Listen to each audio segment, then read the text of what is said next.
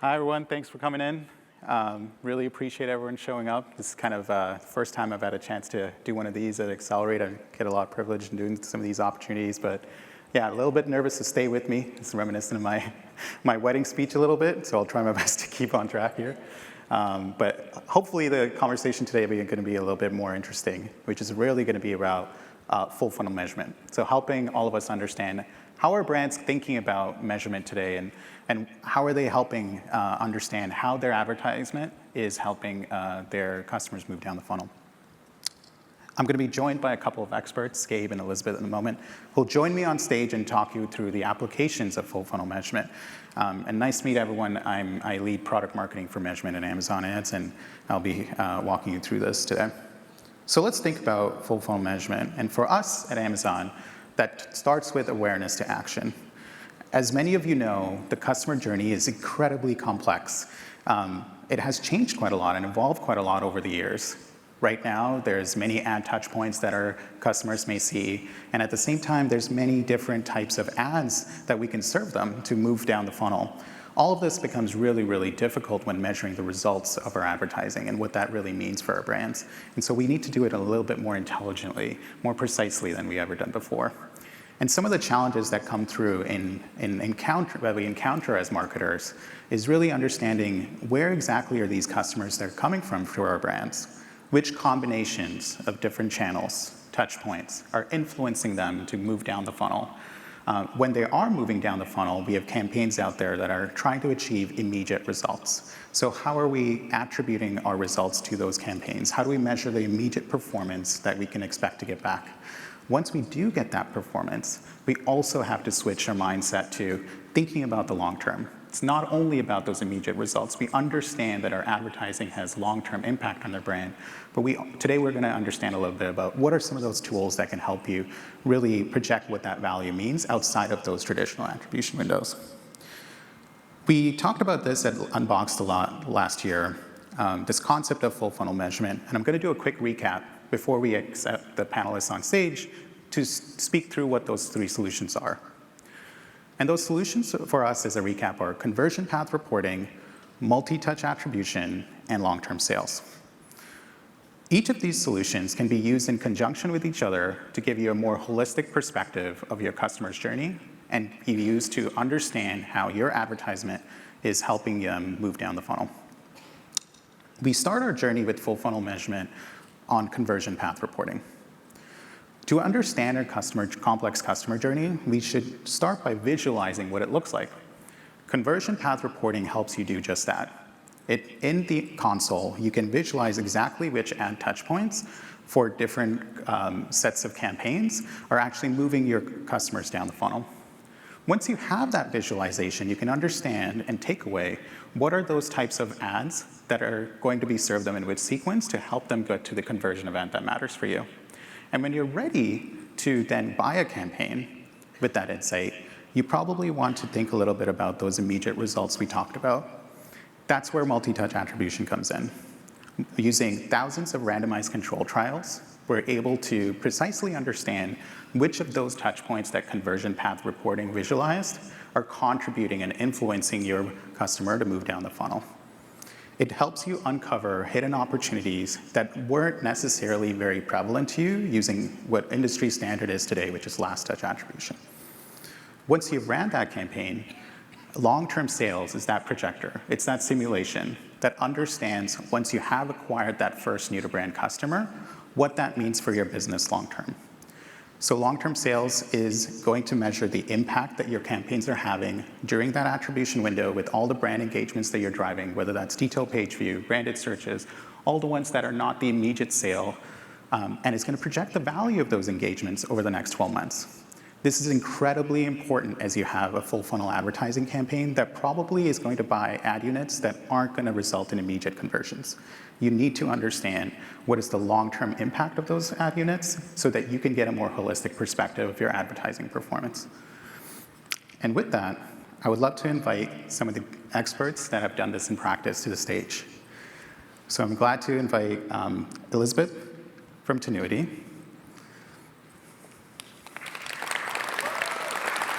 Nice to meet you, Elizabeth. And Gabe from Flywheel. Fantastic. How are you guys doing? Great. Yeah. Did everybody enjoy the climb up here? I feel like I just like crested Rainier, and it's like cold enough in here too. It is. They've kept it nice and cold, which is really, really enjoyable. Well, thank you so much for both of you joining in today. One of the things we want to talk about is what exactly is like that biggest measurement challenge that you've encountered when you're thinking about full funnel measurement? So Gabe, we'll start with you. We spoke a little bit about the 3 solutions, but in practice, what have you encountered with your customers that this has been the biggest challenge that they've dealt with? Yep. So I think it's kind of the biggest gap that you see is like there's like all of this time that leads up to the last click, and then all this time after the first purchase. And so all the sales are currently attributed on like a last touch first purchase basis.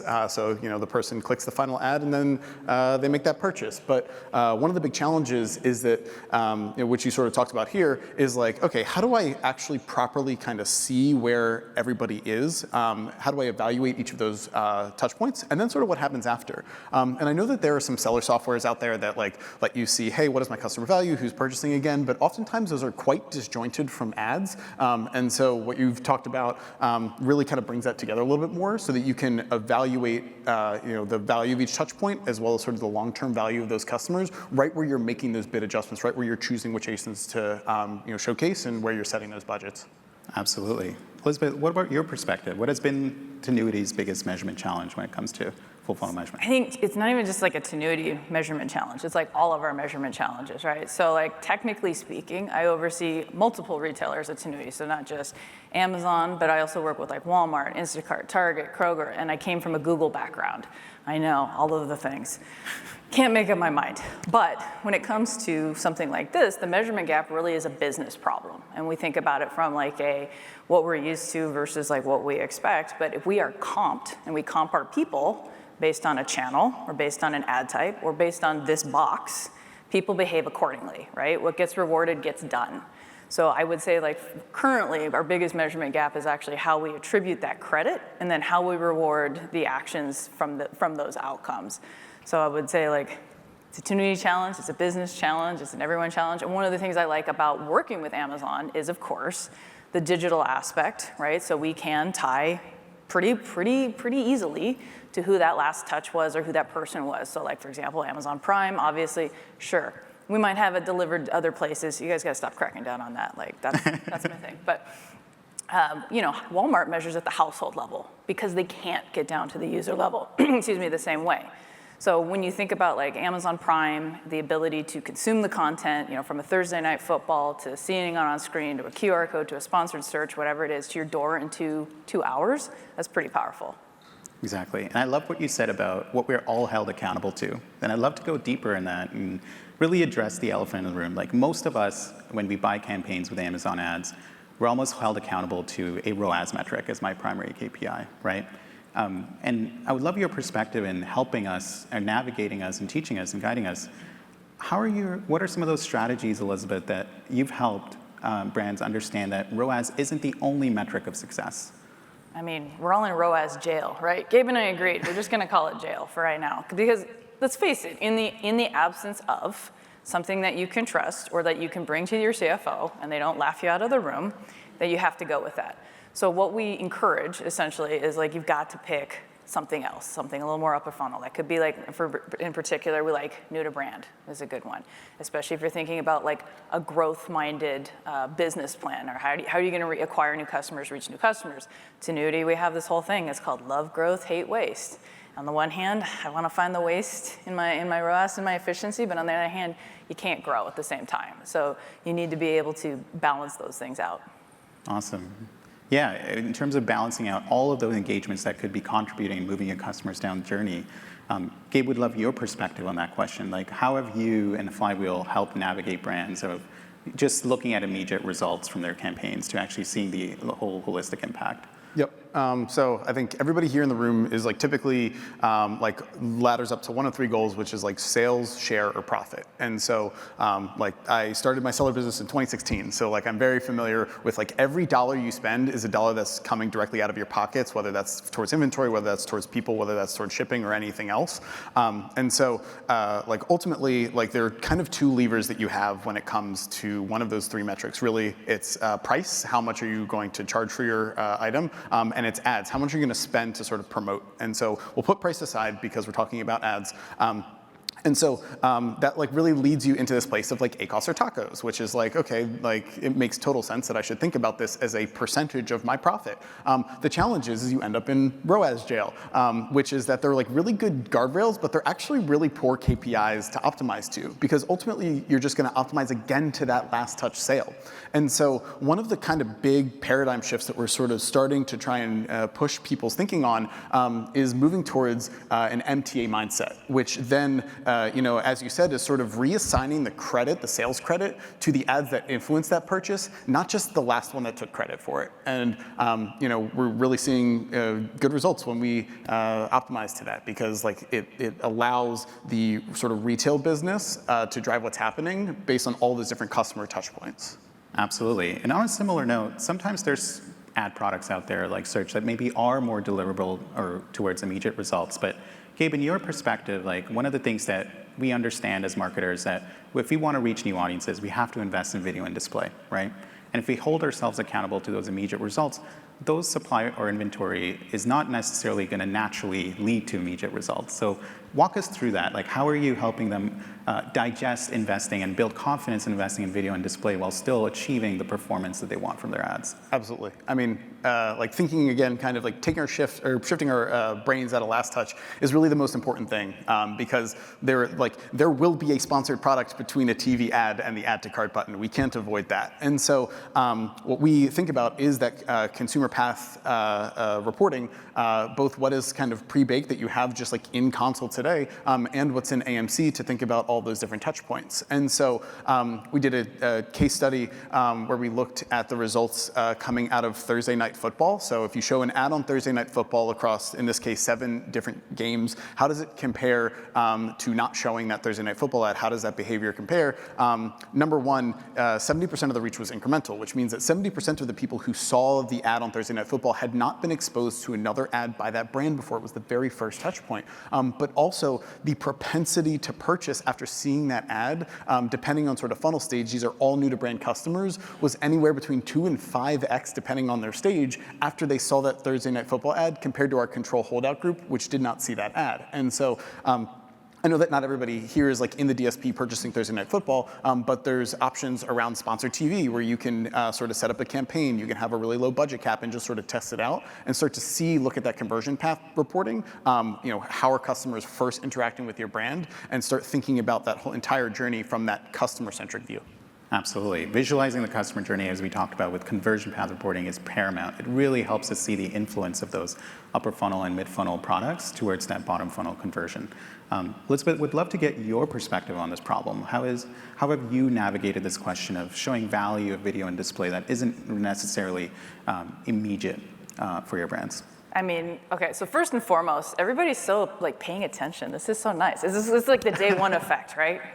That's right, I got the Amazon pun in there. Yeah. All right, so, see, you didn't even almost see it coming. All right, so what I wanna do is I wanna give you like video, right? Display or video, online video, whatever it is. Like one of the things about video in particular, Tinuiti, is obviously we're pretty bullish on it, but more than anything else, you gotta think about what the future and the future consumer. Who loves video? Gen Z loves video. Who expects video? Gen Z does. Who's buying power? So when we think about how that's going to be in the media mix going forward, absolutely. Is the ROAS on that going to be great every time? Oh, probably not. So how do we then go to bring that into a larger strategy? And one of the ways that we did that, and I'm super proud that we get to actually say this because it came public yesterday, is Tinuiti is a finalist for a seasonal campaign for the Amazon Ads Awards. Yeah. Amazing. They told me I can't do a victory lap. I have to stay safe. Okay. But if you would like to, yeah, you can clap for that. But if you would like to read about it, it is on the Tinuiti site, and we actually go into a fair amount of detail on how that campaign lays out. So I do highly recommend taking a look at that, because primarily what they did was we were looking a lot at like conversion path reporting. And one of the things that they were determining, because we're trying to get this customer to invest in upper funnel, to invest in video. And we know that you can't just flip it on, right? You have to make the assets, right? So how do we start to tell that story? And what we found on the conversion path was 13 out of the 15, I think it was conversion paths, included some form of video, whether or not that was a sponsored brand video, that was online, or STV.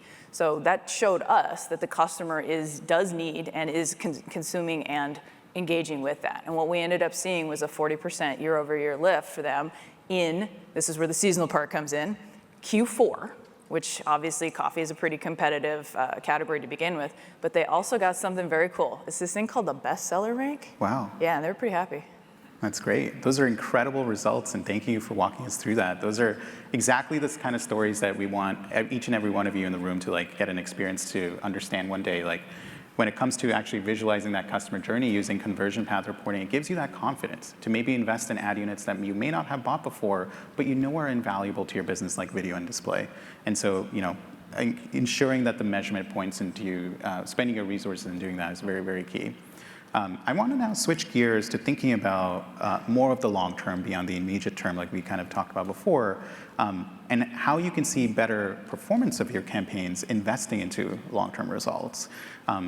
So Elizabeth, we'll stay with you in terms of kind of taking action from those insights of long-term results. Like, what are some of those planning and optimization day-to-day campaign actions that you feel are best to take based on these insights? And again, this is a newer tool, right, essentially, or a new way of looking at it, at least from the Amazon lens. But in the world of Google, obviously, if you're familiar with that at all, they have Google Analytics, GA4. So multi-touch attribution is something that has been in platform for years. And so but of course, it is put in it is best from a D2C capability or capacity, right? So if you have the D2C, you can obviously see that over time. And then how do you take those kind of insights and move that into your larger strategy? Same question comes for us also when we look at social commerce. So social commerce is a great upper funnel driver, like obviously above the Amazon funnel, sorry, but it's got to start somewhere, right? Like TikTok, it's a thing. Meta, huge. One of the biggest channels that we see today from a video consumption standpoint, it's YouTube. Where does Gen Z spend most of their time? YouTube. So how do we then take that kind of touch point or understand over time things like long-term sales? So long-term sales isn't just going to be an Amazon term or like the way that we look at it. We have to pull that all the way up and out into where demand is happening or interaction. So specifically though for Amazon, how we bring it to life, we have a client that did a big campaign takeover around Prime Day. This was very expensive, as any campaign takeover can be. The return on ad spend, if we only looked at return on ad spend, was $1. Now, I don't want to go to the CFO and be like, yeah, we got $1, slightly less, depending on what day you looked at. So how do you really start to tell that story? Is that the answer? Well, the category is CPG. It is probably not the answer. It means that they're probably going to consume it again. So how do we then look at long-term sales for that? And most importantly, if this is something that's going to be consumed again, can we look at subscribe and save? So by using their historical data, their historical conversion data prior to that campaign and kind of extrapolating that out and saying, hey, we know that when customers engage at this level, at this volume, that eventually this percentage is probably going to convert to a subscribe and save. Now, we don't have the final, I would say, like readout on that because Prime Day was just in July, and it does take a little bit of time before we get there, but that is kind of how you want to think about it, to be able to articulate the bigger value on something like an investment like that. I love that. Taking that omni-channel perspective and understanding exactly how your customer journey is, not only on Amazon, but off Amazon as well, and expanding both above and beyond where the funnel has been defined for you. Gabe, I wanted to get your perspective on this question. So in terms of taking the insights on those day-to-day optimization around planning, or how to invest my next dollar, how do I make it more efficient than it is today, how are you using some of those long-term views to influence that conversation? Yep. We'd be remiss not to mention Amazon Marketing Cloud, of course, but really, again, it's like shifting your mindset to this customer-centric view of what's happening versus this campaign-centric view, and then how you use LTS to tie it back to campaign actions. So just as Elizabeth was saying, looking at the different kind of cohorts of shoppers that are on Amazon, how much are they worth depending on where they enter the funnel, and then sort of, how much do they repurchase, when do they repurchase, how often, and sort of how does that change based on when they enter the funnel, whether it was New Year, New You, or Prime Day, whether it was any of the numerous additional sales holidays that Amazon has recently invented. But what you can then do is say, okay, how am I going to optimize to customers who look like they might be high propensity to purchase, convert, and stay and be loyal? And so there's any sort of different way that you can kind of like twist the data from AMC that's really useful. But then additionally, bringing people in, again, it's like optimizing to MTA, which is a more customer-centric view, a more shopper-centric view that allows us to be able to redefine kind of how we bid against customers based on wherever they might be in the funnel, not just that last touch. And so we did that for a client. We had 2 campaigns that were like $4,000 in spend. And when we optimized towards MTA instead of LTA, so your traditional sales metric that you see when you like first log in, we saw sales increase 64 and 62% respectively. And so for that client, that amounted to like 5 figures additional sales. Wow. Just by optimizing away from that last touch and towards that multi-touch. And so really like that's just one example of what's happened. Of course, it's not in GA yet. So we are hoping to see additional really good results out of that. And we're excited to keep testing. Amazing. We're excited to have you testing. It's kind of like some of the takeaways there. Like what I really like what you said is kind of using that clean room technology to bring that customizability, bring that flexibility to get a little bit more precise on your day-to-day actions, and starting from some of these built in turnkey tools to then get an initial idea of where to invest your time. I want to pull on this thread around actionability a little bit more. I think everyone in the room understands that ads are a means to an end, right? We're in the business of buying ads, but we're really in the business of building businesses, right? And so it's not just about campaign performance around actionability. So Gabe, in your perspective, like thinking from that lens, are there other ways your teams are taking some of these full funnel measurement insights, not only to influence the campaigns they're buying with Amazon ads, but really taking it to the next level and building better businesses on Amazon? Yep.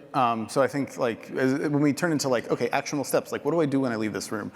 There are a few things you can do, which is number one, just like turn to AMC audiences and begin to apply those bid boosts to your sponsored products and sponsored brands campaigns. Like that's like can be like quite a complex and scary exercise as well. So like the other thing that you can do is within the campaign settings within the ads console, there are 2 different bid boost options. There's new to brand and high value shoppers is like ways that you can increase your bids specifically towards those shoppers. And so when we talk about translating from insights into action, this is really how we're beginning to adjust our approach day to day, again, to this kind of customer centric view, because those new to brand shoppers are the shoppers that net grow your business. Those are your incremental shoppers. And similarly, those high value shoppers, as we take that long-term lens, are the shoppers that you want to make sure that your products show up for at all parts of the shopping journey. Amazing. Elizabeth, Penny, for your thoughts from a 1,000-mile perspective, you're building a business on Amazon, you're buying ads to help you accelerate that. What are some of the insights that you can also take away from full funnel management that can help you build a better business on Amazon? One of our biggest, I think, and Flywheel has this too, is one of our biggest investments at Tinuiti in terms of like a commerce business is that we have an operations arm of the business. So it's just, so there's ops and there's media together, ideally, all the time. We try. Right, so obviously, again, if you're in your silos, this is one of the first places I would recommend starting to look into. So, for example, in Seller Central, there is the brand analytics information, and within that, there is also customer loyalty analytics. I don't know why everything is named with analytics after the name. You guys gotta help me with this. But really, what you can understand in there is whether or not there are audiences that are in high performing, right, or hibernating, or at risk. And what you can do from there is then take those audiences and say, I'm going to say AMC. I think we need to have an AMC jar. We do. Like we need to just start, but it has to be like quarters, because otherwise I can't afford it. Because that is the other thing I would say, like from an AMC, like if you're not already engaging or looking at how you're going to use Amazon Marketing Cloud in your business today, you should be. Because then we take those audiences from the operations side, understanding like, again, that customer loyalty, And then you can change that, put that into, from an AMC perspective, you build those audiences, and then you can target or suppress depending on what it is that's your goal. So if you have high performant audiences that you want to go after and maintain, maybe you want to turn them into subscribe and save customers, and then you've got your at-risk folks that maybe haven't bought in a while, and then you've got hibernating folks that haven't even bought even longer.